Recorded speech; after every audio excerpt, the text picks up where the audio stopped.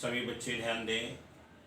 आज हम Gauss theorem के एप्लीकेशन में पढ़ेंगे किसी चार्ज्ड कंडक्टिंग शीट के निकट वैद्युत क्षेत्र की तीव्रता।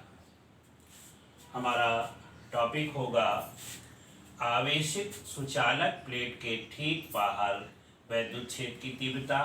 अंग्रेजी में इसको कहेंगे intensity of electric field just outside of A charge conducting sheet. यहाँ ब्लैक बोर्ड पर देखिए, यह एक आयताकार शीट दिखाई देती है जिसको Q आवेश दिया गया है।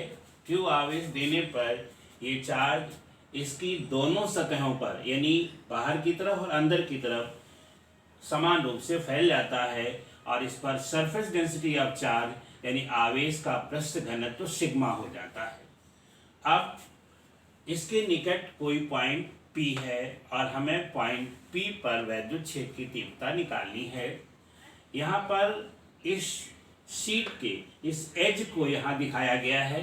जब इस एज को या इस किनारे को दिखाएंगे तो इसका एक पृष्ठ ये हो जाएगा और एक पृष्ठ ये हो जाएगा और इन दोनों पृष्ठों के कारण हम पॉइंट P पर वैद्युत क्षेत्र की तीव्रता निकालेंगे। इसके टॉप एंड बॉटम के जो ये हिस्से हैं इसको इग्नोर कर देते हैं। अब सबसे पहले हम लिखेंगे surface density of charge on both side of the plate is equal to sigma, यानी प्लेट के दोनों पृष्ठों पर आवेश का पृष्ठ घनत्व सिग्मा।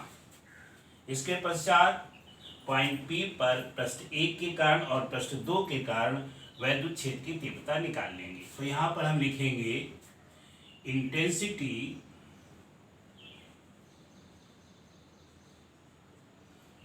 of electric field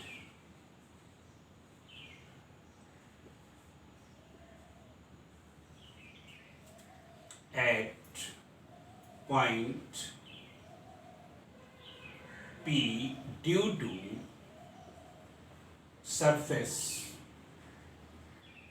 1, यानी जो इसका सरफेस 1 है उसके कारण वैद्युत क्षेत्र की तीव्रता निकालनी है और वो हो जाएगी E1 is equal to sigma upon 2 epsilon not.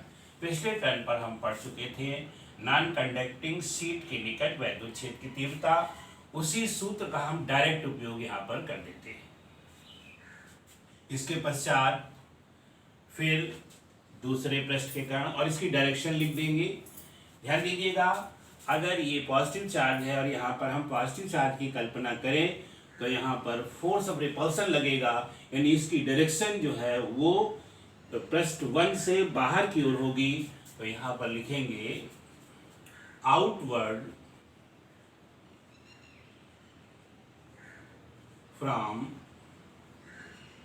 The surface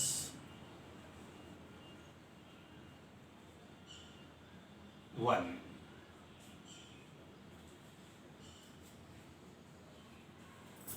और इसके पश्चात फिर लिखेंगे intensity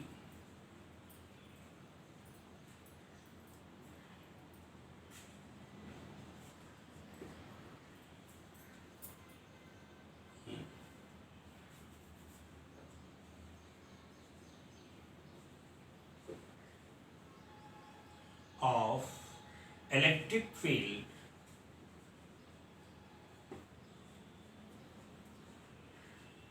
at point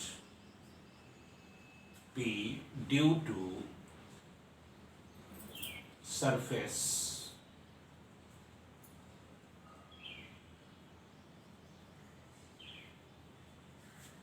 2।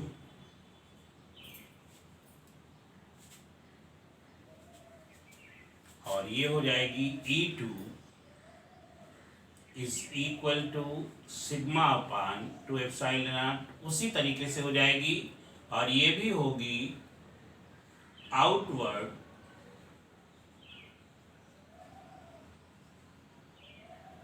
From the surface 2।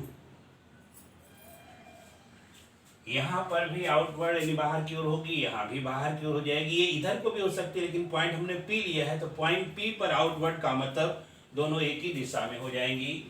तो यहाँ पर लिखेंगे बिकॉज या सिंस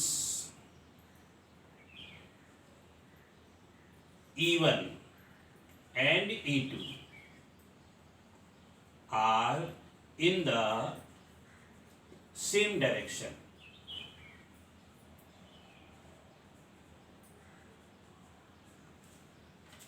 therefore resultant intensity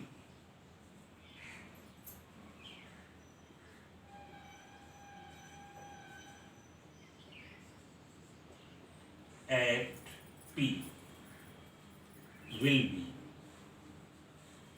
यहाँ पर ध्यान दीजिए क्या लिखा है, बिंदु P पर परिणामी तीव्रता, और दोनों तीव्रताओं की दिशाएं समान है इसलिए दोनों को जोड़ देंगे। तो यहाँ पर E is equal to E1 plus E2, और E1 की वैल्यू है sigma upon 2 epsilon naught plus sigma upon 2 epsilon naught is equal to, जब इन दोनों को जोड़ोगे तो ये हो जाएगा 2 into sigma upon 2 epsilon not, जो सॉल्व होकर आ जाएगी सिग्मा अपान एप्सिलॉन नॉट। इस तरह से E is equal to sigma upon epsilon naught point P पर रिजल्टेंट इंटेंसिटी मिल जाएगी। सभी बच्चे समझ गए होंगे। ये बहुत ही सरल टॉपिक है।